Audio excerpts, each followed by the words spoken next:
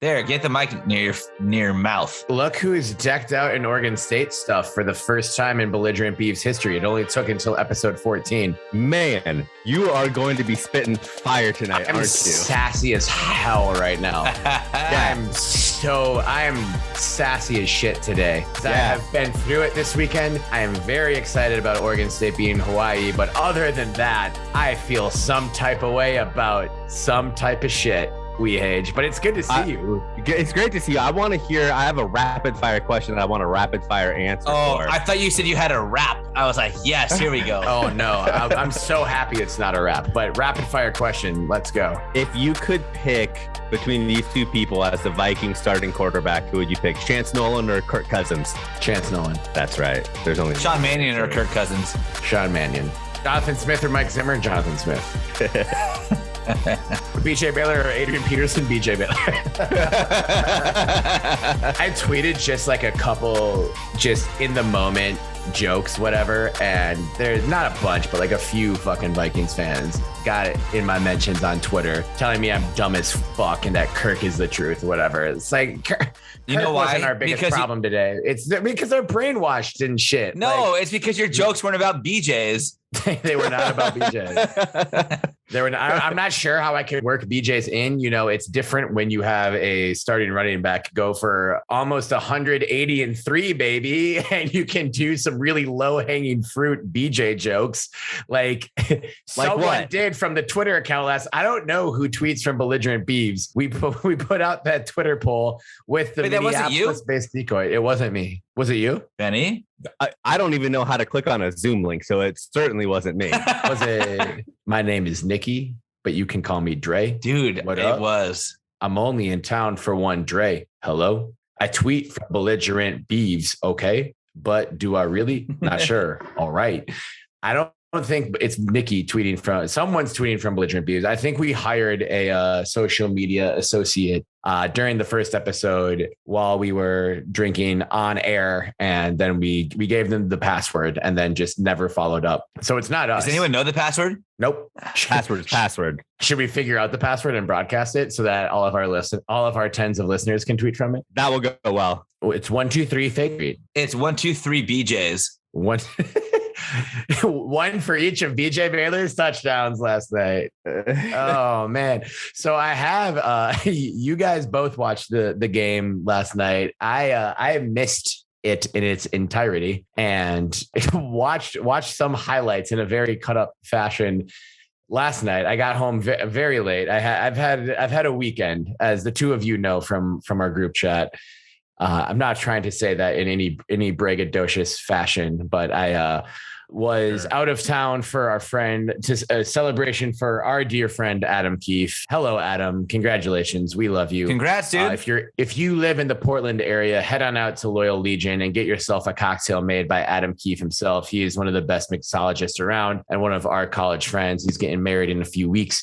Was in Scottsdale for his bachelor party and was on my way back here to go to a wedding, my friend Kyle Rackey's wedding last night, and came home a day early from the bachelor party, was driving home from the airport. I left myself just enough time to get home, shower, slam a beer, throw a suit on. The venue was thankfully just very close to my apartment. But while I'm about getting close to my exit on the freeway, I blew a tire and had to pull over in probably the most dangerous spot to pull over on the entire Minneapolis-St. Paul freeway system and sat there for 2 hours. Did you ever get a new tire? They took me to a tire place. There's actually, I have a buddy who works at a tire place really close to me, but they're closed. Wow. And I preferred to have it towed there because I knew I wouldn't be driving today at all. You have a buddy. It's spoken like a true Minneapolis mafia member. I have a bud. A buddy of mine changed his tires out up on Central Ave there. So I haven't got that tire. The tire is gone. I'm gonna have to get a new one.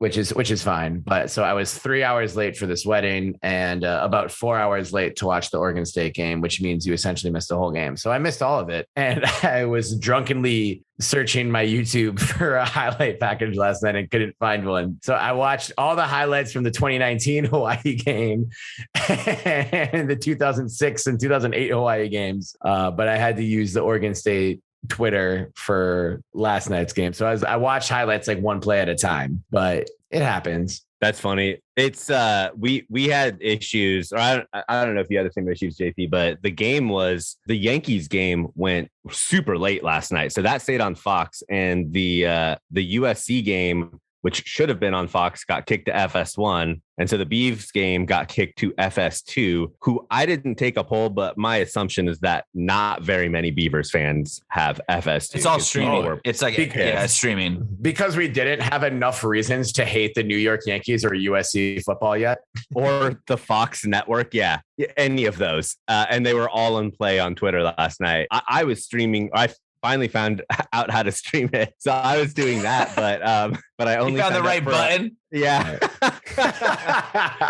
I love that. Well, we are going to get into all the action from last night and talk about, some stuff for going forward, talk a lot Chance Nolan. To help us break that down, we have another guest on this episode. One of my favorite Twitter friends ever, from Flagrant magazine, from, a co-host of the About Damn Time podcast, and a former video coordinator of Oregon State football.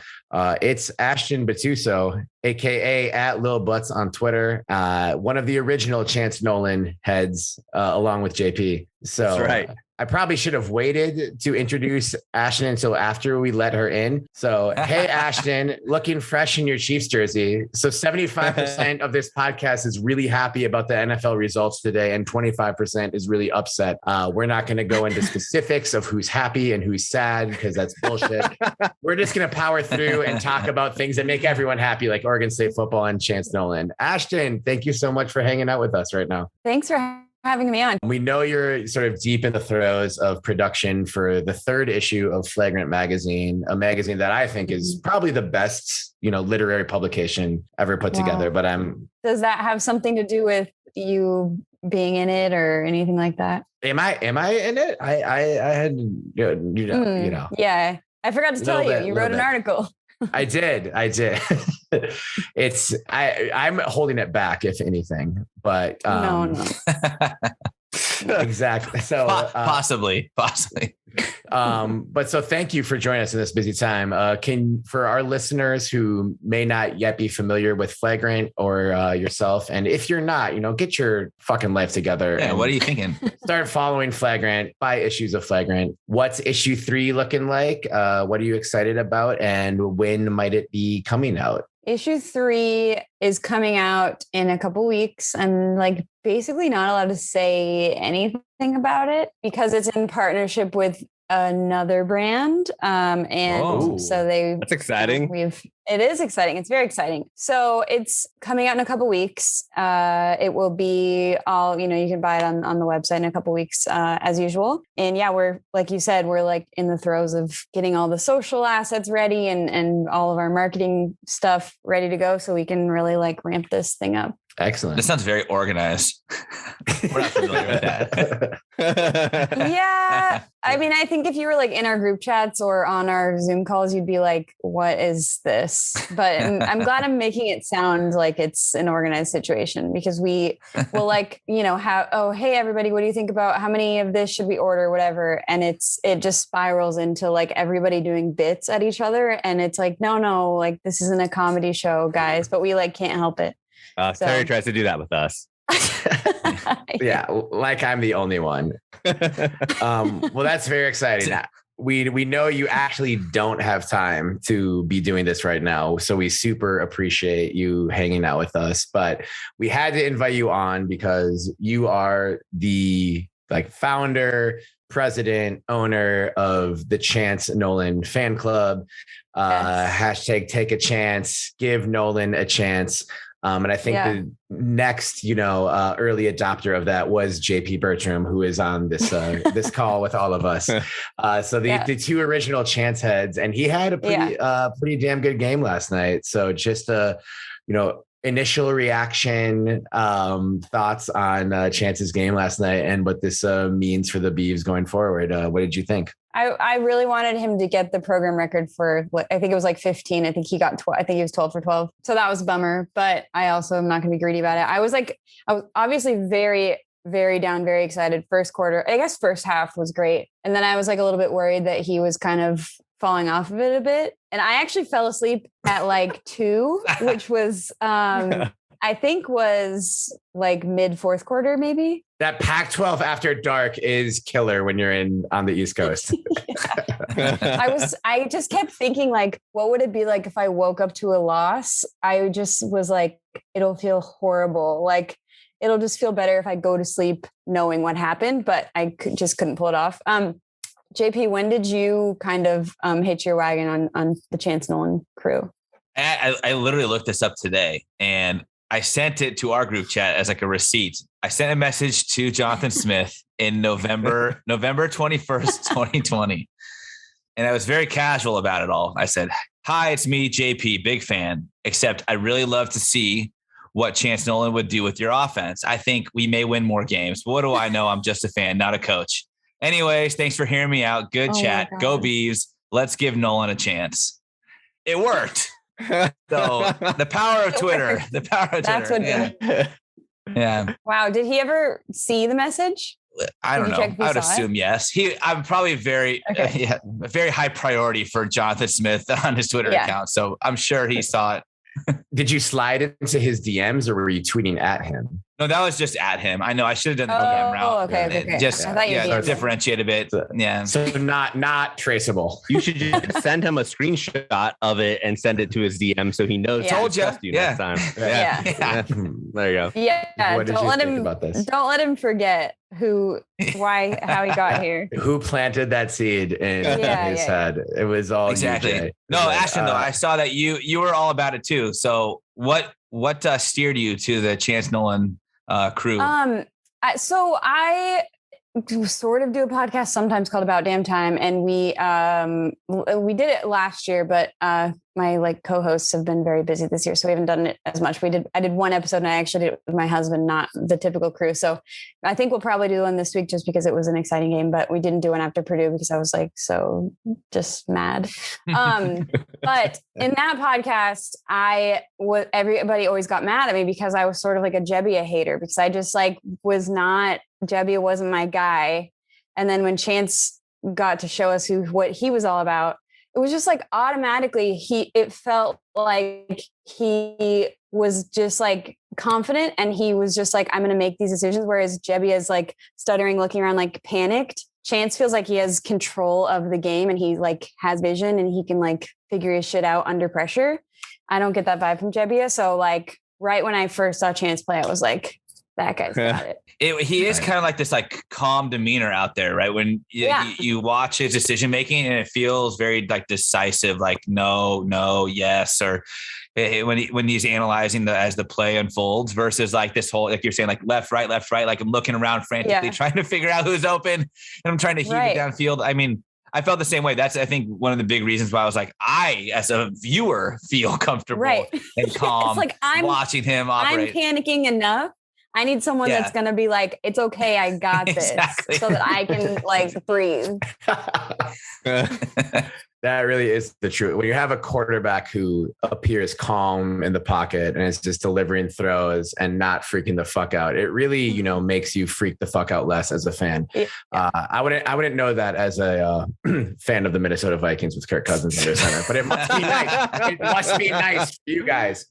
Ashtyn, you're wearing a Kansas City Chiefs jersey. What player is that you're wearing? Tony Gonzalez. It's like a very old. Oh, nice. Very throwback. Like it's like rubbing off on my couch as we speak. Pac-12 guy. I love it. Yeah.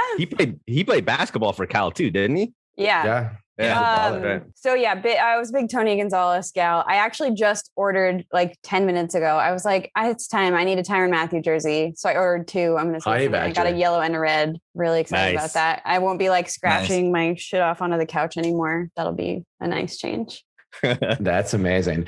You can retire the Gonzalez jersey, hang it up in the rafters. Yeah. Yes. For sure. And frame it with all the wall space you probably have in your New York apartment. Yeah. I mean, like you can see like just like covered. It's like that's a very well decorated New York apartment. Thank you. I'm embarrassed. Once again, we are joined by Ashytn Butuso, founding mother of the Flagrant magazine and co-host of the About Damn Time podcast.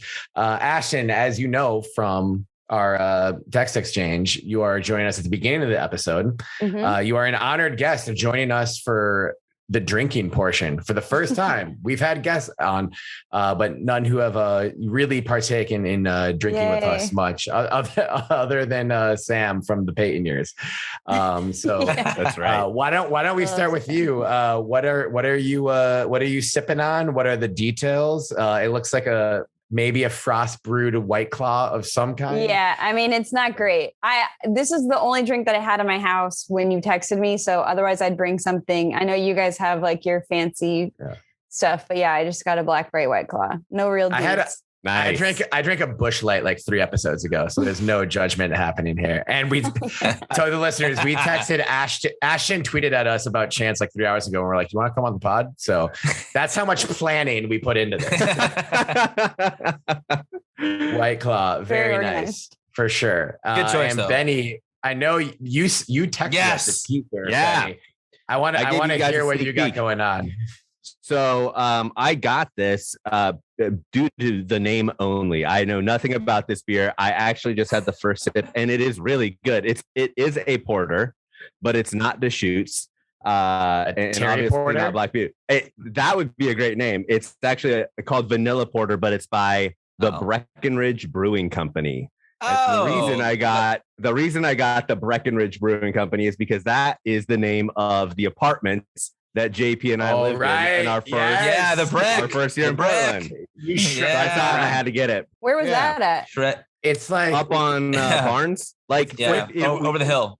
When Burnside becomes Barnes. Okay. Like almost Beaverton, but still Portland. Yeah, exactly. We were straddling Beaverton, but right. An apartment complex with no service at all. No service, but also a ton of Timbers players right next door at Golf Creek. Oh, that's true. Golf Creek. I don't know if the thing I remember most about what you guys lived there is called Breckenridge, and you guys were talking about it at the Gypsy. R.I.P. Gypsy. We all love the Gypsy. Yeah. Oh yeah. And we're like in the patio. You guys were talking about Breckenridge, and this hammered dude thought you were referring to Breckenridge, the area in Colorado, because you guys were talking about living at that apartment complex, as in like shredding the Breck was, living on Barnes Avenue in almost Beaverton.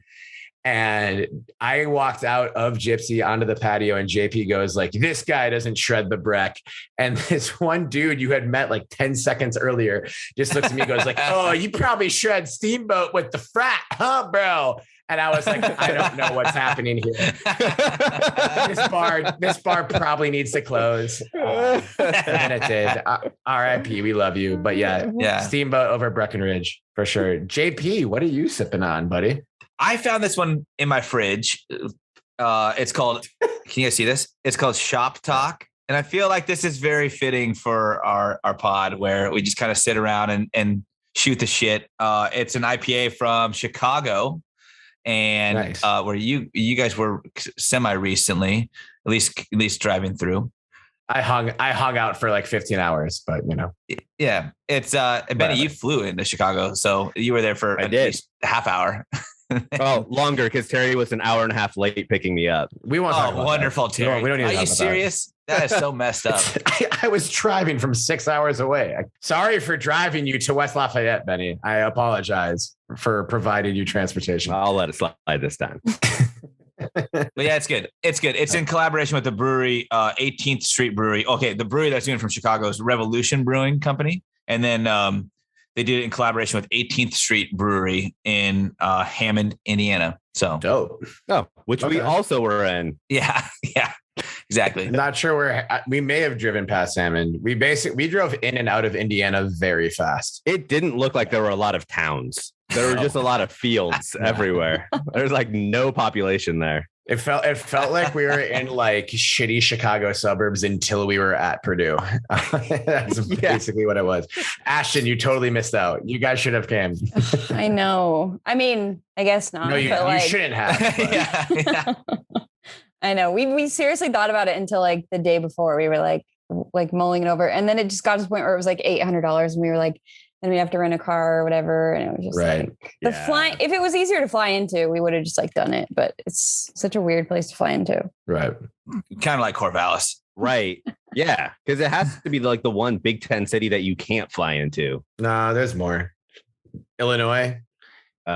Champaign. I guess fly into Bloomington. Maybe Penn State. You can't fly into State College.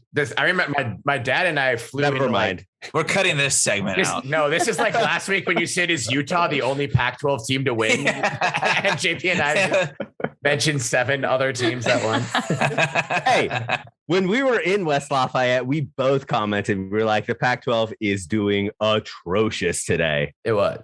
And then this past week, it started with that fucking team down the road beating Ohio State, which whatever. And I was like, all right, well, at least it might be a good day for the Pac-12. But then every other Pac-12 team lost. And that's why you don't care about conference pride, because it's too much. I know. Too much out of your control to think about. Whatever. I really never back the pack. I worked at Pac-12 Networks, and at the time I did back the pack and all that. Always never backed Oregon ever. Would never. Of course not. But now I'm just like, I mean, whatever. If Wazoo or Washington or UCLA, like I can support those teams. But like, I'm never going to be like so bummed, like based on like how the conference doesn't really have any effect on my day. How like the Beavs do, like can make or break a week for me. I feel like that's almost like an exclusively SEC thing, though. Like the SEC is really the only conference that really cheers for other SEC schools, which or Oregon fans that just want us to cheer for their team. Right. Like, but back to Prac, bro. Like, no, never. I will never, ever root. Like they're pitying us. Yes. Or whatever. So I hate when they say that. Yeah. But I root for Oregon State. Yeah. Cool. Nobody wants I saw that on Twitter the other day and I was like, no, blocked. You're blocked. I was happy when you guys beat USC. Cool. Go fuck yourself. Yeah. I'm drinking a very nice Midwest IPA. Perfect segue from Prize Brewing Company. This is called the Miraculum. It's a very, light, drinkable. I'll just read the fucking label. A unique combination of citrus hop flavors and a smooth malty finish. The perfect balance between hoppy West Coast and malty East Coast beers. And since I'm situated here between the West Coast and the East Coast, and we're joined by people on the West Coast and the East Coast, and I'm right smack dab in the middle. See, this was all premeditated. Yeah, for sure. And also Miraculum is similar to the word miracle. And it's going to take a fucking miracle for the Vikings to be worth a goddamn bit of anything. So Terry, what whiskey are you drinking? What wine are you drinking? You usually have this right now. I just have a beer in front of me, but that does remind me, because the last episode, or maybe it was 2 episodes ago, I was drinking whiskey out of my brand new Belligerent Beavs enamel mug. I ordered one. Did you see? You ordered one? Nice. Awesome. Yep. Awesome. So it's on its way. Yeah. But got to give a shout out to Colin McManus, who sent us this great direct message on IG. He also ordered a enamel mug and was drinking whiskey out of it and sent me the message. It came today, but as an East Coaster, I'm afraid to test it out too early and fall asleep before kickoff, with a nice picture of it next to a bottle of Bullet at about 4 p.m. 3 p.m. Eastern time. So yeah, he had a bit of time before. It's early. Oh yeah. But then after the game, he texted me, it's now broken in. Go Beavs, chop them, love it. So thank you, Colin, for listening to the show and for buying a mug and for drinking whiskey out of said mug. Do you guys know? That's awesome. Of anyone in New York that's a Beavs fan that I could like link up with? Speaking of East Coast Beavs. 7 years ago, I was there.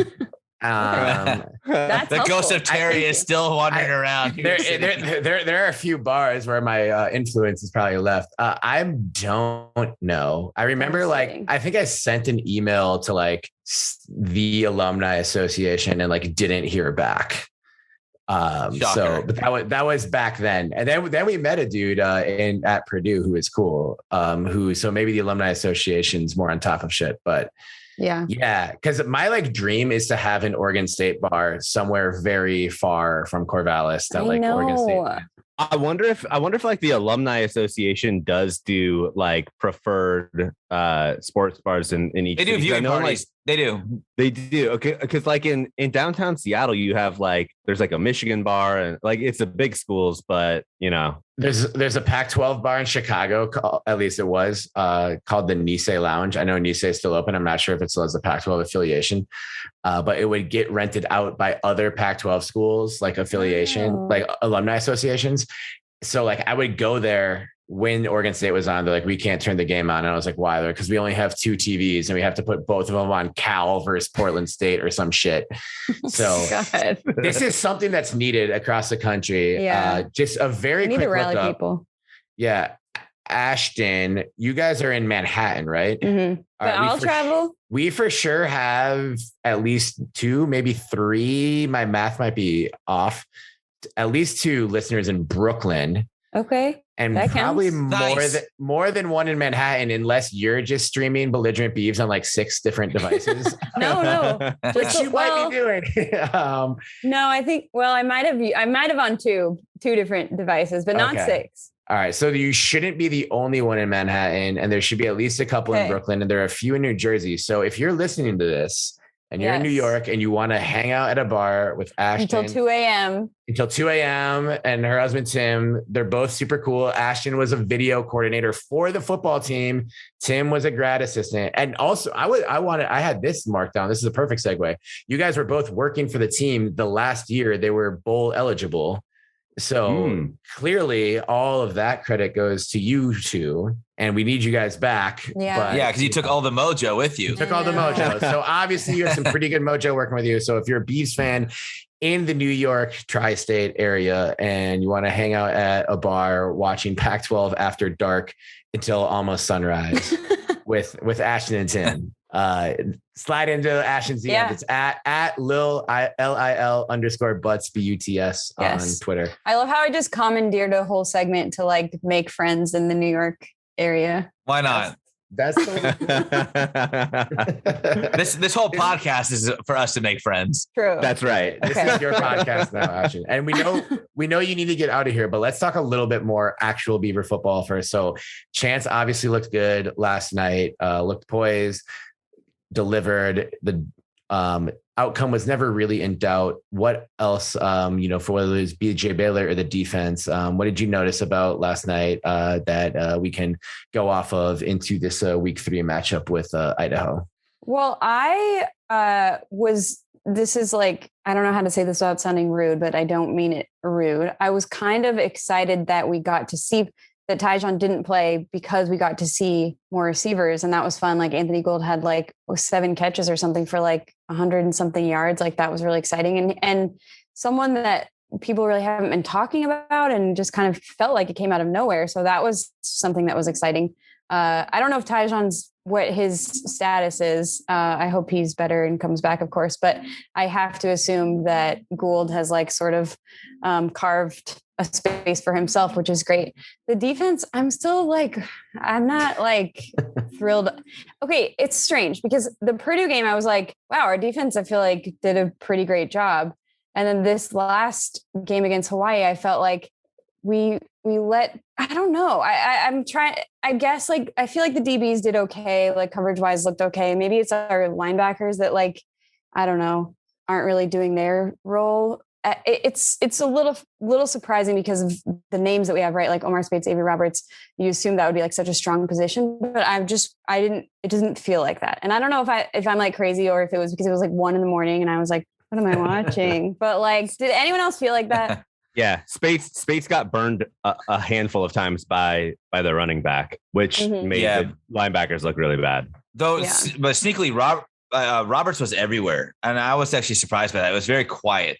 His night was like quietly successful, but I agree. Okay. It didn't feel like there was an impact they were making like on the defensive side at all. Yeah. I mean, and to be honest, none of the defense felt that way. I didn't feel like there was really a standout anywhere this game. And I was looking for somebody. Which we never have turnovers. Like some of that was on the coaches though, right? Because like their running back was obviously so much faster than Spates, and they kept on matching them up with the running back. Well, and also the problem with coaching, I'm guessing, because it hasn't been able to be figured out for 10 years at least, is like, why can't we match up against mobile quarterbacks? Why are we so bad at open field tackling? Like, why are these issues that we just cannot get a handle on, no matter who the personnel is, who the coach is? For some reason, that's just like our thing. And it's so confusing and strange. Like, I do not understand that. That's a really good point to bring up, because our defense looked fucking good before their quarterback started scrambling. And once he figured out that he could get yards by scrambling, like our defense looked completely different after that. Yeah, but then he knew he could throw because he had the defense on the heels, on their heels. Right. It was it's funny. So I watched the game with friend of the podcast, Paul Molina, chop 'em anti-enthusiast. Dr. Funky Paul Molina. I was going to say that actually. Yeah. It just felt right. Yes. Remember the time you ordered a cameo for Paul from Ronnie Turiaf and you asked him to call him Dr. Funky Paul Molina, and Turiaf opened the cameo with, he wants me to call you Funky Paul Molina, but I'm not going to.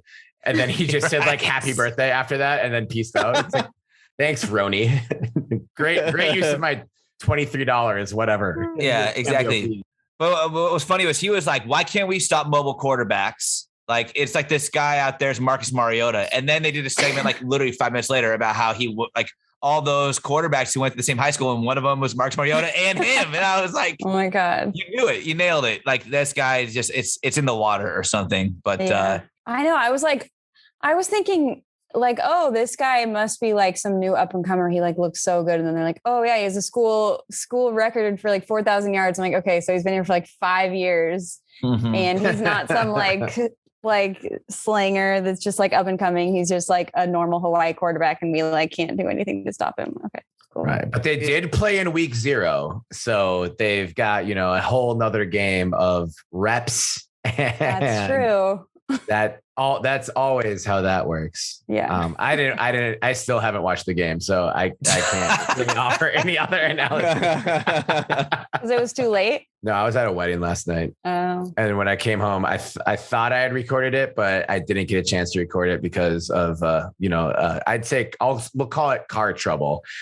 That kept me from getting a lot of things done yesterday. But what about like with Anthony Gold, though? Like for one thing, like, is anyone else surprised that he's referred to as a 3rd-year freshman? Like, that blows my mind. It's going to be so impossible to know what year any of these kids are for like the next 5 years. Like there'll be like 2 more cycles before we like get sort of like past like anyone who has like that COVID eligibility. Right. So third year freshman. It's crazy. He's from West Salem. He's an in-state kid. Oh, really? Nice. Good for him. Yeah. When he signed and committed, it was like a big get for like in-state for Smith, and it was still early in, Smith's head coaching career. And so the battle for in-state recruits in Oregon was wide open, obviously. And he had just gotten some other like linemen at that point. And then he got Gold as well. And like Gold's like, I just told him I want to be there. I just called him up. I was like, I'm committed right now. And so it's kind of cool to see, like, that was like in like 2019, I think, or like even 18. Wow. And then it carrying through to this game. And he even said, like, I just, was waiting for my moment, and you just stay patient and hungry. And like, he showed out. And I honestly think like he looked phenomenal. And we've talked a lot about the receiving core, and we were like, he's never come up on this podcast. No, I think Carter Baines mentioned him on the Jam podcast a couple of times, or I saw his name in like some, sort of like preseason, like preview things. But, we love our receivers on this show, and we talked about like 13 different receivers. How big is he? Because I know Ashytn you and I had a conversation before the season started about just the lack of height in the receiver room. And I know that's something you and Tim covered on the first episode of this season of About Damn Time. Is he a big dude? I didn't really get to see. He's taller than Champ, but he's small. They're all taller than Champ. Yeah, he said it straight face. He's taller than Champ. He's taller than Champ, but shorter than 5'10". You know, right in the Oregon State sweet spot. He's like Brandon Cooks probably has like 3 inches on him. Gold's 5'8". Okay. How tall is Champ? Champ's 5'4", dude. Of course he's 5'4", or he's listed at 5'4", which means he's probably 5'2". Oh my God. I didn't know he's that small. We saw that big catch Champ had at Purdue was right in front of us. And you looked at me and was like, he is small. And I was like, that's true. Of course he is. He just gets throttled. He gets like absolutely demolished and he just pops up and it's like, what is going on? Well, I think he's so strong that like his center of gravity, like, I don't know, it's gotta just be like kind of a dramatic advantage to some extent, even though he just isn't that far off the ground. I don't know. I would love a 6'5", just Randy Moss looking receiver, but hey, it's Oregon State. You know, we can't ask for the world. We'll take what we can get. Ashtyn, what surprised you in the game though? What surprised you most? Like what was like a thing that you were like, I did not expect that at all? Besides gold, I think, but what was the biggest surprise? I guess something that was surprising was our run game. We've all been kind of like, what's going to happen? Who's going to fill these shoes? And it felt like it was good. It felt like we had established one, which is more than we can say a lot of times. Yesterday felt really good. If watching that, and I'm trying to like temper my expectations because it's like, you know, who knows what Hawaii's skill level is, but it all around ground game, pass game, everything felt good, you know? So I guess what was really surprising was that I wasn't that stressed or bummed about most things. And I it was so nice to like start stressed. that way. Yeah. Be like, oh, I don't have to worry about this game anymore.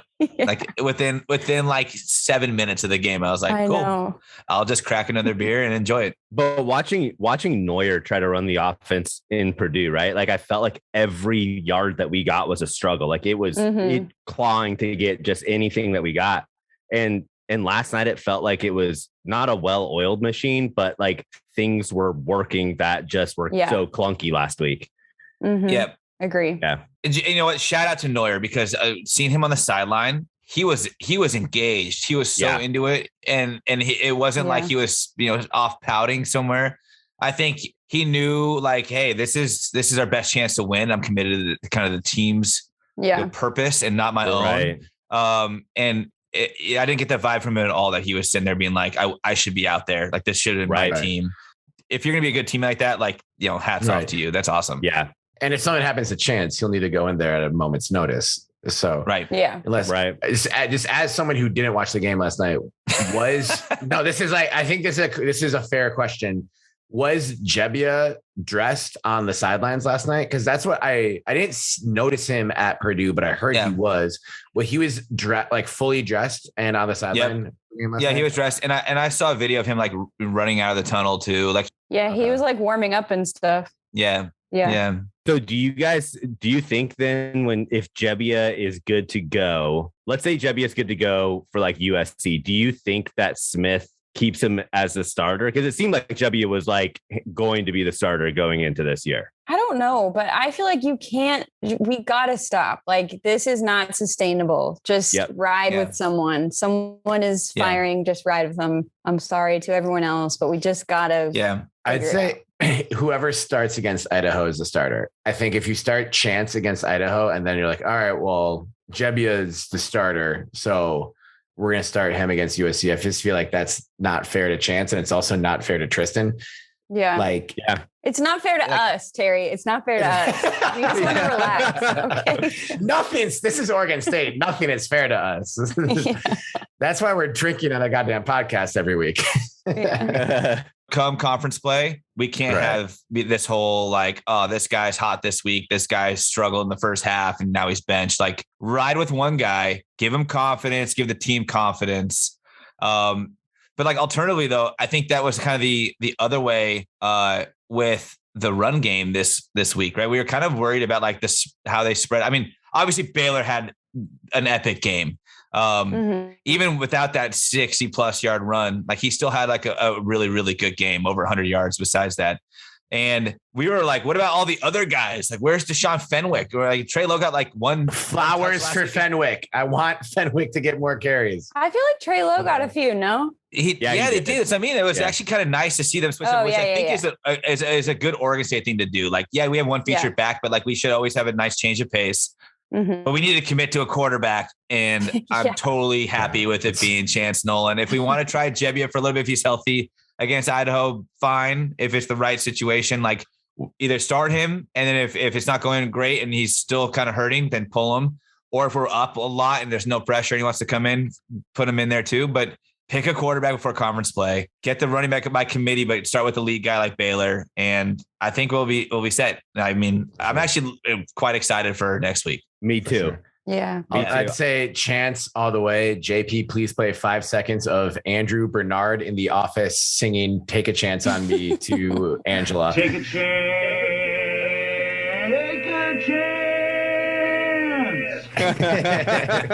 That's my most unreasonable request so far, but I think you can do it.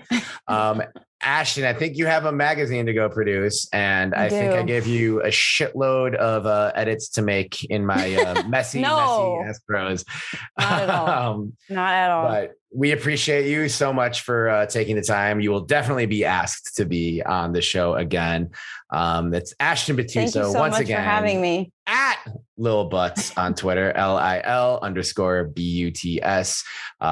Flagrant Mag at flagrantmag.com. It's just at Flagrant on Twitter, right? At Flagrant Mag. At Flagrant Mag. Order issue 3, order issue 2. Issue 1, I believe, is sold out. So sorry, but For now. For now, it might be brought back, but a beautiful basketball publication that might feature a mediocre essay or two from a mediocre essayist on this podcast once in a while. Thank you so much, Ashtyn, for being here. Listen to the About Damn Time podcast.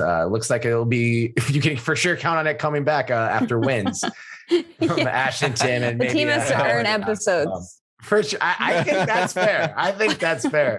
That's a sports media landscape I'd like to live in. Thank you so much, Ashtyn, for being here. Thank you guys so much. Yeah. I'll see you later. Thank you. Sure. Yeah. Bye. Go Beavs. Chop them. Cheers. Chop them. Enjoy your mug when it gets there. Okay, bye. It's great for drinking White Claw. It's true. For sure. What else do we need to talk about for this game, you guys? Oregon State, Hawaii, 45-27 for our Beavs. Lots of BJ Baylor jokes by whoever tweets from our Twitter account. We don't know who it is. It is not one of the three of us. JP, let's just start with you. We already talked about it a lot, but anything to elaborate on from the victory against the Rainbow Warriors? Yeah, I mean, I got a couple things at least to like get some insight on or get your ideas on. Where's Addison Gums? Is he ever going to play, for one? Because he did not suit up again. Number 2 is, and we've had people tell us this and they want us to talk about this. How do we get the ball to Champ Flemings, right? He had, other than his returns, he had like no touches. Mm-hmm. So why was that the case? Like, what was the reasoning behind this? If anyone has any insight that's better than mine, my, drinking and watching of a game on TV. But I was surprised by that. I thought like, okay, first, again, I said, Avery Roberts, his line looked a lot better than you would see watching the game. Mm-hmm. I think that I was surprised. He had 12 total tackles, 6 solo, a sack. He's kind of one of those guys that's just everywhere and involved in every play, which you'd love to have on your team. But it was very quiet, and that actually is quite surprising. The other thing is Addison Gums, what the hell? And then Champ Fleming's like, are we not writing up plays for him? Like, how do we not get in the ball? But with Champ, like, and we talked about this a little bit with Trayshawn last week. And also when the initial depth chart came out, when we didn't even see Dunmore's name on it. And that was a dude we were all excited about with transferring when he came in through the portal. Is part of it because that room is just so deep, and all of them are like pretty similar. Like I know Champ is his own athlete and his own talent and plays differently from everyone else, but Champ is 5'4", 5'5". Everyone else is, like a 5'7" to 5'10" dude, with the exception of Harrison and Tongue. They're all like very undersized, in Champ's case, to slightly undersized receivers who sort of occupy the same space. So it's like, if you're going to have a huge game from Anthony Gould, are there enough touches for a guy like Champ or a guy like Zariah? Like I hope that there are, but I feel like if you're going to see another guy, get, his moment in the sun with that, someone like Champ or someone like Zariah are going to be the ones who sacrifice those touches. Well, what's weird to me about that is that like Gould, he obviously took advantage of the opportunity that was given to him, but it was odd that he was given the opportunity over someone like Champ, who did have success last year, right? Yeah. And the year before, Champ was good in 2019. Right. And so I can't put my finger on what's going on in the wide receiver room. I feel like everything that we think or thought during the preseason has come to be almost the opposite. Like Dunmore, I don't even know if Dunmore is suiting up. I didn't see them. I think they're intending to redshirt him, which I'm fine with, to be honest. But that makes sense. There's like 9 freshman wide receivers on the team right now. Right. So and you're going to lose 1 or 2 for sure. Yeah. But But my point is that they're giving opportunities to players that you didn't think would get opportunities over other ones. Totally. Yeah. I mean, it's hard to put a finger on. I think it's just, in a game like that, it'll be interesting, say, like when we're playing like USC or like another school like Wazoo, who's maybe a little bit more on our talent level.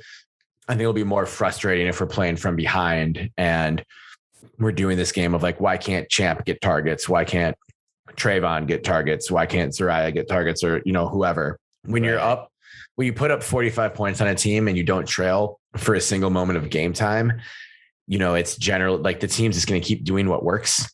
And like I said minutes ago, I didn't watch the game, but I was following it. I was texting you guys. I watched every video that the Oregon State football Twitter account put out on the Twitter, which obviously it's not like scouting or anything. Right. But I think it's just going to be a team that feeds the hot hand. And I think that's going to be kind of like running back too, where in a non-conference game, like you'd probably want to get guys like Fenwick and Lowe more carries just so that they get more familiar. It's almost like an extension of practice at that point. Mm-hmm. But the game is never totally in doubt. So if BJ is killing it and you're up by 11 points and you need another touchdown and feel really good about it, you're going to keep feeding BJ. You're going to keep throwing it to whoever is killing it in the receiver game, which was Anthony last night. So I think we're just going to see, it's going to be a big fluctuation, at least for the receivers. I could see BJ being the guy that they feed from the running back group like all year. Yeah, exactly. With receivers, I think it's going to be a big sort of wave. And I think Bradford's probably going to be the only consistent one, because he seems to be the one who's like the only guy who for sure has his 6-7 targets per game locked in. Yeah. Benny, were you like at all even aware that Tyjon wasn't playing? No, not before the game. No. Yeah. I had no idea. And then I didn't even notice till like halftime. I was reading like how he was out, and I mean, like maybe it's just because like he had a big impact last week, but like his impact, the last couple of years has been pretty minimal, I guess, like to put it like the nicest. That I have huge expectations for him because I know what he can be capable of, but like with him not suiting up, it wasn't like we were missing out on James Rodgers or Mike Hass. It was like it was like, oh, okay, well, like who else is next? And like we have such a deep room. So to me, it was like almost surprising, thinking, oh, wow, we don't even have Tyjon Lindsey. I didn't even notice this whole time. You know what, though? So, and this is just like me thinking out loud, but it's almost like the coaches have developed this offense that you can sort of plug anyone into, right? Yeah. Like their go-to receiver is short but fast, and those receivers usually aren't the 4 and 5 star receivers. Those are usually like the 3-star receivers, which we can get. And so you sort of just plug and play, which is fucking great for us. If that is the case, that would be wonderful. Yeah. 100% they can agree. just continue this. Yeah. Yep. Yeah. And again, the depth of that room is insane. So pull whoever you need into it, and whoever's hot, put them in there. And it felt that way. It really, really felt that way last night because of the fact that Lindsay, everyone was very high on Lindsay after the camp and the week one. They were like, yeah, this guy is like now finally coming into his own. And then we didn't have him. And it was like, we didn't miss a beat. Like, it was just like, yeah, we're still, I mean, like what did Nolan had like 330 yards or something? Like, yeah, that was over 300 in my predictions. Sure. That was half of my yards I predicted he'd have this year. I thought he was going to be our leading thrower, and he was going to have like 600 or 700 yards all season. Mostly because I felt like Neuer or Jebbia wasn't going to stay healthy, but I love taking the chance on Nolan. There were a couple things. So I think Nolan had a hell of a game, and Ashtyn made a great point about not feeling nervous about it, and things were clicking. Like the things that were supposed to be working were working. And I think there's a lot to be said as a fan watching a team that where that's happening to versus what we saw in Purdue. Like, it was much more relaxing to watch. But I think number one, the offensive line looked significantly better. Oh yeah, I felt like way Chance better. Was not ever really under pressure. Like he would get under pressure, but he always had an out. Like he could always scramble up. But that's the thing, is he is a dual threat. It does help that he can do that. Yeah, he just needs to learn to slide. He does not know how to slide so hard last night. There's a great from the blog Every Day Should Be Saturday, the sort of general, not general, but like overall SB Nation college football blog that was I'm forgetting his last name, Spencer Hall, Spencer something. It's the dude who hosts the Shutdown Fullcast, like the funniest college football podcast there is. He wrote a thing about Teddy Bridgewater's inability to slide when Teddy Bridgewater was at Louisville. And it's one of the funniest things I've ever read. It's college football journalism at its finest. So if you just do Teddy Bridgewater, EDBS slide, you'll find it. But yeah, he needs to know how to slide. He needs to know how to protect himself. What's funny is, as you and I were texting, the three of us were texting last night, and I was bitching about like not being able to find a complete highlight package of the game at 2 a.m. Central Time. But I found a condensed game of the 2007 Oregon State at Oregon game, the first time we won at Autzen since 1993. There was a very pronounced play where Moivau scrambled for a first down and ended up fumbling. And I was like, man, if he had just slid, we would have had a first down and we would have been rolling. So yes, college quarterbacks should slide. College quarterbacks should slide and know how to slide. And it is one thing to like try to juke a DB or to try to even like truck a DB, but he got lit up by a linebacker. Right. Protect he was yourself, so dog. Big. We have one quarterback down already. To protect yourself, Chance. Don't take the chance. Don't take that chance. Deserve the chance. That's the chance. That's one chance Nolan should not take. The sideline's right there. The sideline's your friend. Just scramble out of bounds, slide the fuck down, live to play another down. Yeah. Benny, what were you thinking going into the second half? Yeah, so I felt really good. And so for all the reasons we mentioned about the offense, where it just felt much more comfortable, things were clicking with the offense, that was one.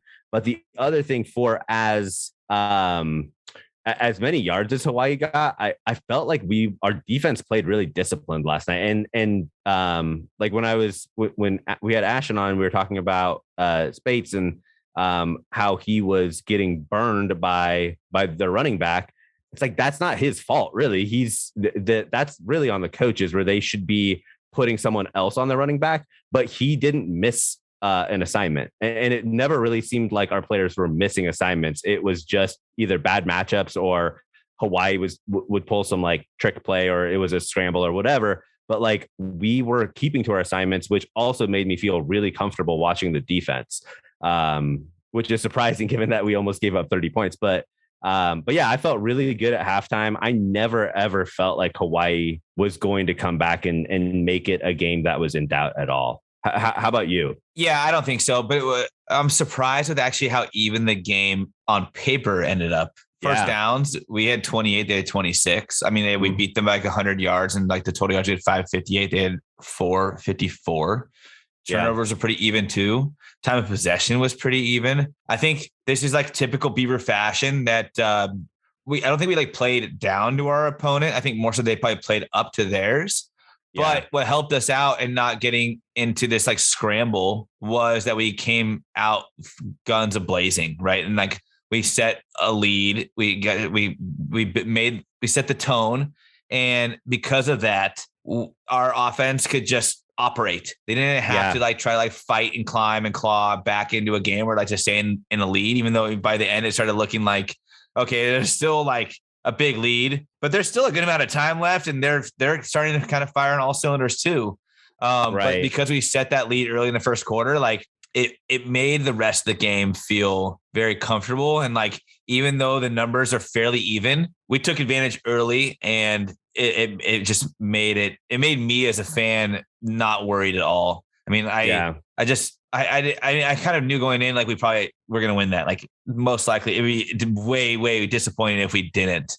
Right. I felt like it would also have been disappointing if we wouldn't have covered the spread too. Right. Like, What were we 11? Was it 11 all week? Right. Yeah.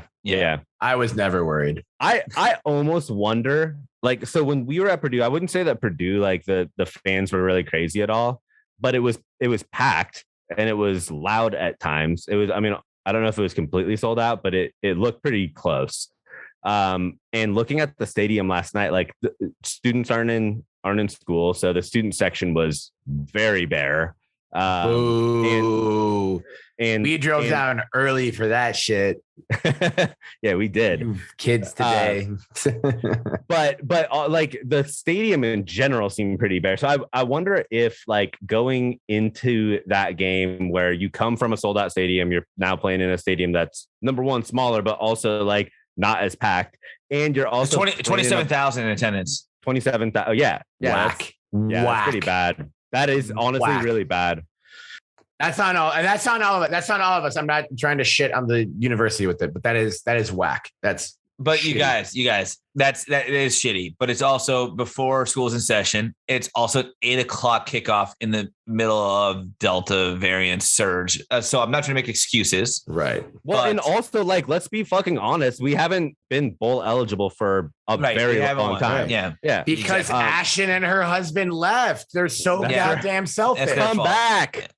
Yeah. But I almost wonder, like, it seems now like it's a bigger accomplishment than what it actually was to go up 21-0, because that had trap game written all over it. Even though we lost last week, like it still seemed like it was a trap game. Yep.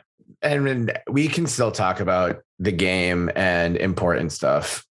Why did the university choose to honor Jade Carey on a night when the students weren't even back at school yet? It was the first game back. I know it's the first game back, but you could wait a week or wait until the first conference game until people are actually there and actually give Jade Carey the flowers she deserves of as full of a Research Stadium as possible for a gold fucking medal. Like, she was wearing. I agree with you. She was wearing, and there's like 10 people like, hey, cool. Yeah. Also, do you think she wears that like going to parties? I would wear that everywhere. I would literally wear it to class. Yeah, I would. You're wearing 2 gold necklaces right now in your basement, JP. Yeah. I think like you would wear it if you got it as an 18-year-old. You would wear it now as a 34-year-old. JP, you would probably wear it everywhere. I think everywhere. I think it probably goes along the lines of wearing your own jersey to a jersey party. Kevin Love.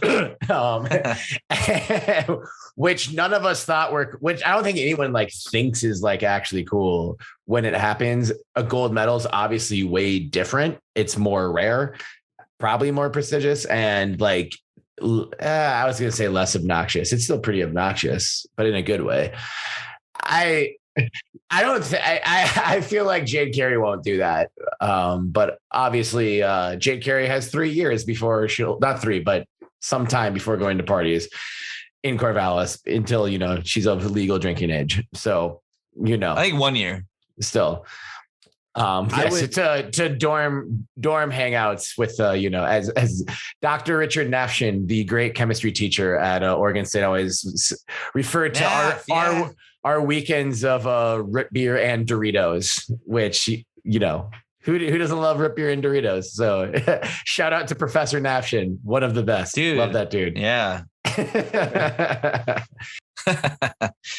All right, enough nostalgia. Let's look to the future. Let's look to the future. Am I coming to Corvallis on Friday? Let's. Ooh. No, are you actually coming? Do you have a ticket for me? No, I don't have a ticket either. But when there's only 27,000 people that go to games now, no one goes. To get. You guys have to get terrace tickets, or else we cannot be in the terrace. I thought you had terrace tickets for us. Well, I have them for me. Oh, okay. All right, Benny, let's go. Yeah. Yes. Oh, yeah. I'm going. You're for sure going. Can I stay with you in Portland on Friday night, JP? Yeah. Okay. What time's the game again? Game's at 12:30. Which is so. Idaho though got smacked by Indiana. Shout out APZZ Aaron Stevens, Aaron Balake, Aaron Hoosiers in the win column, baby. 56-14. It did not look good for Idaho. I don't really know if they have much to hang their hat on other than that like Boudry Hatton connection, but I feel like Idaho has to be on the same level as Hawaii, right? No, they're worse. Yeah. I mean, like at the most, they're the same level as Hawaii. Right. And like if we're gonna smack Hawaii, we're gonna smack Idaho. After losing to Sacramento State in 2011, I refuse to overlook anybody. But I do. That was 10 years ago, Terry. Those people have the grandchildren by now. Those players are so old. No, they don't. They're younger than we are.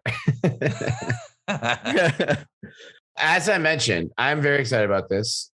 In a previous pod, the very first Oregon State football game I ever attended was on September 23rd, 2006. Happy birthday, me. So yeah. Oh, happy birthday, you. And thanks. I didn't know you yet. That was like, no, hold on. Let's clarify. Like today isn't your birthday. September 23rd is your birthday. But that's right. September 23rd, 2006 was Benny's like 43rd birthday. So, and he was listeners, September 23rd. You better wish Benny L 1986. That was the year he was 10 years old. On September 23rd, 2011. Wish him a happy birthday. On September 23rd, 2011, I gave Benny the greatest birthday gift ever by getting dumped and blessing his life and all of our lives with at least a decade of, Singletary, which has made you very happy, Benny.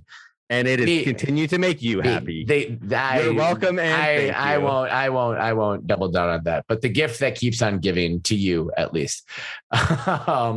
September 23rd, 2006, my first game ever. I had not met you guys yet. Oregon State versus Idaho. Oregon State 38, Idaho 0.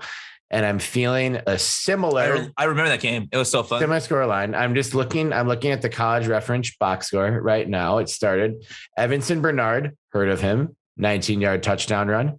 Anthony Wheat Brown, JP's favorite player of all time. 10-yard pass from Matt Moore. Once upon a time, fraternity brothers with JP and Benny. 34-yard field goal by Alexis Cerna, a guest of the Belligerent Beavs Podcast, our buddy.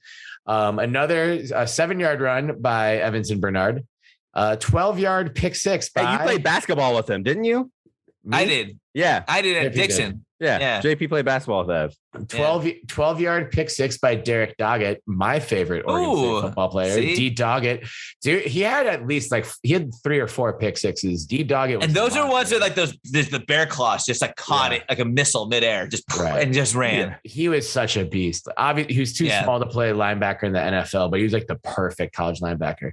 And then Sean Canfield, 1-yard run into the end zone. 38-10 0. I'm just going to look at, here's some other stat lines from the game just to talk about some guys. Clinton Polk, 10 carries. Oh, yes. Remember Clinton Polk? Yeah. 22nd in Polk. He was number 22. Later that year, Evanson Bernard was out for that USC game, and Clinton Polk ran for 100 yards against the Trojans, which was Brandon Powers, 2 catches, 35 yards. Brandon Powers. Man, Powers. He was a cool dude, actually, like off the field. He was cool. I liked Brandon Powers a lot. Our leading tackler for the game, number 43, Alan Darlin, another great. Nice. Just Riley era linebacker, just buzz cut, good at tackling. He was like Beaver blood. Like he had the blood of a beaver. Right. I'm going to say 2 more names because I love these dudes. Number 2 tackler, probably someone who should come up on this podcast more, Al Afalava, who was yes. Al was. I had geology class with Al Afalava. I remember Al Afalava for a lot more than you having geology class with him, but that is also cool.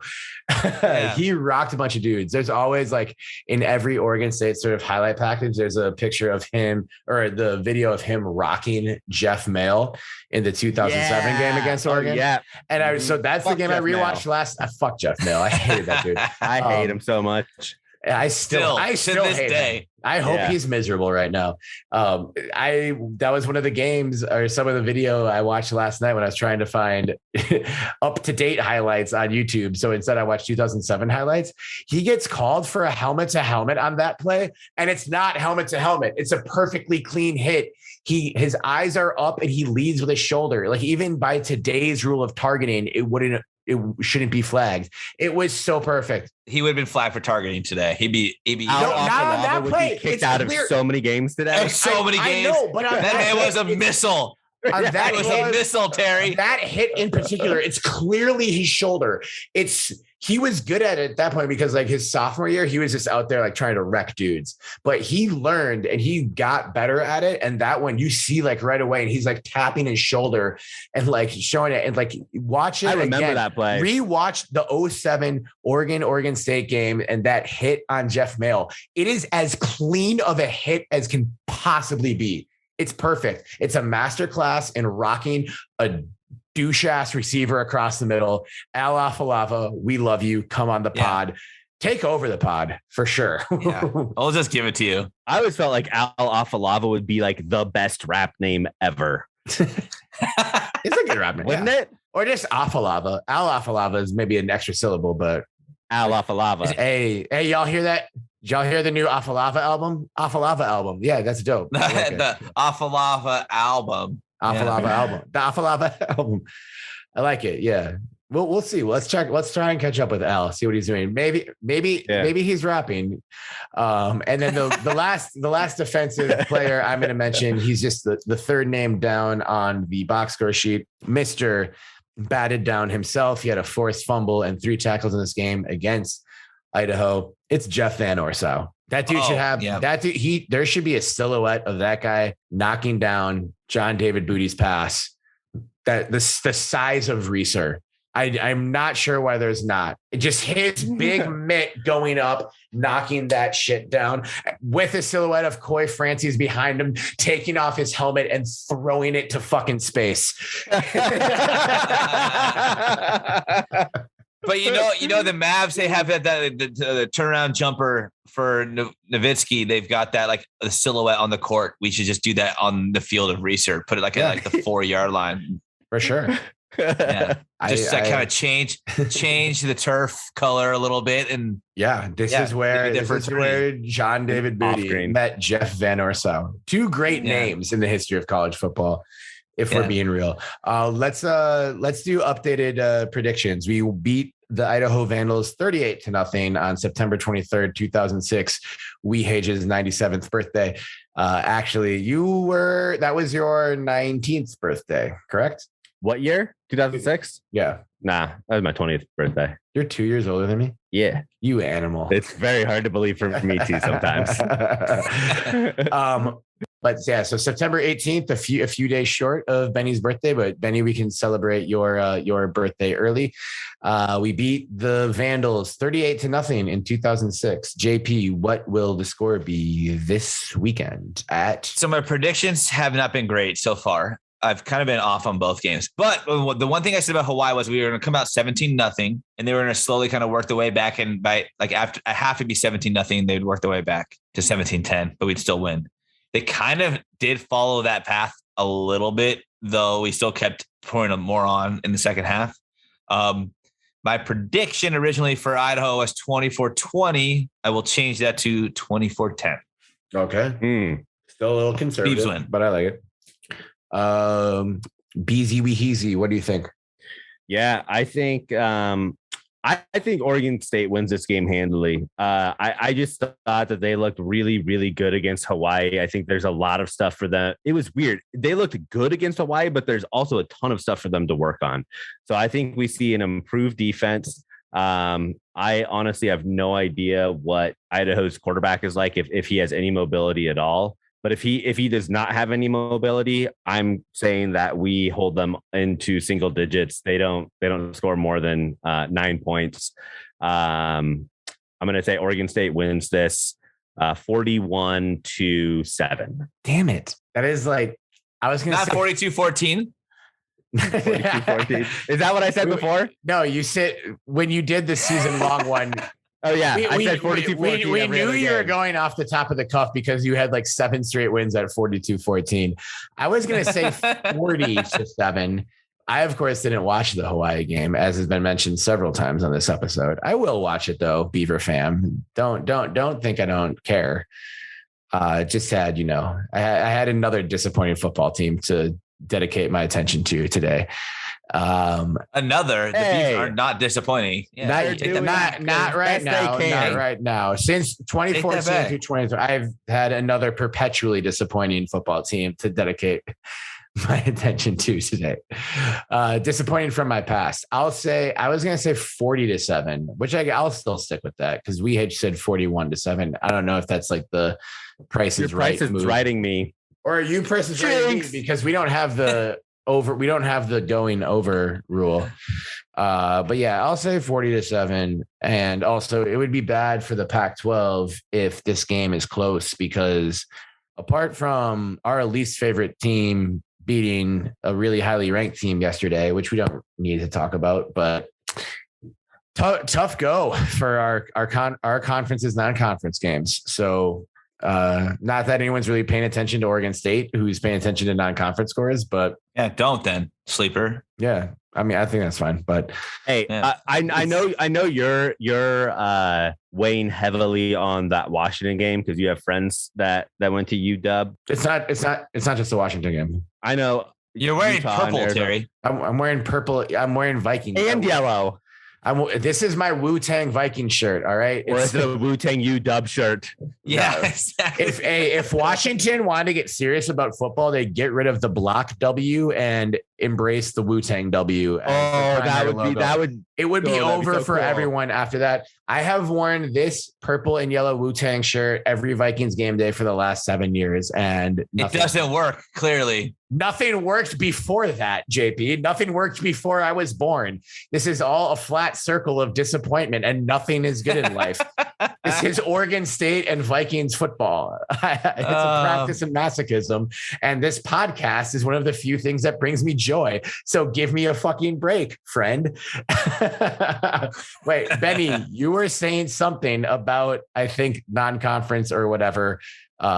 Please continue. Yeah, Colorado lost, but they almost didn't lose. They almost did. Oh, yes. Colorado almost did. Well done, Colorado. And they should have lost by a lot more. You really should have gone into PR, Benny, because that is PR 101. That is a hell of a spin. Cal only lost to CCU by 2 points. They were number 5. Texas A&M was number 5. But what chaps my ass about this is now like the sample size for this 2 weeks for the Pac-12 has not been good. And despite being a massive homer for the teams I like, I think I'm pretty good on like conference pride or just like analysis. Like when the Pac-12 has been really bad, I've been like, God, it's tough. But like 2019, the Pac-12 was pretty fucking good. We just didn't have a flagship team that competed, but like every team in the conference was like competent and decent. And I watched a lot of Big Ten games that year. I can tell you, Maryland, Rutgers, fucking Northwestern, all would have gone winless in the Pac-12 by kind of a lot in the 2019 season, the last sort of full regular season we got to see in college football. It looks tough for the conference this year, guys. It doesn't look great. And this isn't just the Beaver fan in me saying this, but I was watching that Ohio State Minnesota game in week 1, and I'd be like, these guys ain't that good. I still thought they were going to kick the Ducks' ass in their home opener, and I want them to. And I'm literally not saying this to take anything away from the Ducks. Congrats, Oregon. I'll give you your fucking dollars for your. Fuck that. I'll do it. I'll do it because I don't care. Don't cut this. Don't mute cut this man. Don't cut mute this. Man. Don't cut this. Done. Don't mute me. He's muted. I just muted him. You can't fucking mute me when I'm the co-host. I will unmute myself again. I'm giving Oregon flowers because it doesn't fucking matter in the scheme of things. Dude, it does. No, it doesn't. We can be a purveyor of pettiness without constantly clinging to the pettiness is what I'm saying. I don't think it matters. I think this is not going to, I don't think this is going to be the year that the national media recognizes the Pac-12 as a even decent conference for college football. I think we're going to get hated on pretty hard. Yep. So let's beat Idaho 40-7 and maybe change some minds out there. Kirk Herbstreit. What? Should I tag him in an audiogram? Yeah, do it. Fuck Kirk Herbstreit. I will. Hey, as we all agree, we're going to be 2-1 after this weekend. Yes. I want to go hit the Twitter sphere because we've had some fans write in with their thoughts on these teams, on this team. We've got C. Todd Davis, who this morning, actually this afternoon, did write in and said, "Call me crazy, even after sleeping on it." So it's serious. Even after sleeping on it, he says, "I think Coach Smith has a bowl team out there." So one more win, we're one step closer. I'm assuming that Mr. C. Todd Davis at C. Todd Davis, thanks for listening, does feel we're also a bowl eligible team. But we also then have Nick E. Willie, 2 underscores, Nick _E_ Willie, who said, about the team, he's feeling good. It's going to be a good year and a bowl game. Nolan is the truth. Whole team is better. So ride that into week 3, Beaver fam. Hell yeah. We've got a team that's on the rise. We've got some big question marks answered, hopefully, with Nolan at the helm. I think that's a huge, huge question mark with how the team is going to perform, was who will be the quarterback, and not just who, because it could have been all 3 of the guys, right? It could have been Neuer. It could have been Jebbia if he's healthy. It could have been Nolan if it fell to him, really, which is how it was looking at the beginning of the season. But I think all 3 can help us ride to a bowl game. It was picking one and settling with one. And I think that's what happened last week. And we'll see what happens against Idaho as well. But I'm in agreement with both of them. Hold on, before we sign off even, we had another Chance Nolan fan chime in. And this is from Dr. Trisha Goodnow, who replied to us in Ashtyn and said, "I've said he's got an NFL caliber name from the beginning. Does that count?" About Chance Nolan. NFL caliber name. Does. And you know what? There is something about the name, not just his name, but names of players. You kind of just know when they commit, you're like, that guy's going to be good. Right. You just know it. And Chance Nolan is Joe Montana, Steve Young, Jim Drunkenmiller, Chance Nolan. I was thinking about this earlier too, because a dude hit me up and was like, Kirk Cousins is the best quarterback the Vikings have ever had, which is a joke. But also I was like, dude, we had a quarterback who's a Hall of Famer named Francis Asbury Tarkenton. And you're trying to tell me that Kirk Cousins is better than someone named Francis Asbury Tarkenton or Dante Culpepper. No. Fuck off. Chance, come play for the Vikings. You can start today. I promise. Maybe not ahead of Mannion, but you and Sean can duke it out. Yeah, I love that. Love the positivity among our Twitter followers. Thank you guys so much for interacting with the Twitter account and sending in your thoughts and questions, and for the positivity too. The three of us have us going bowling. Benny's 15-0 prediction, not going to happen, but the 14-1 prediction still could. And he's only one game off. You never know. Purdue could get sanctions later that or Purdue all games, or Purdue's great, and Purdue beat UConn 49-0.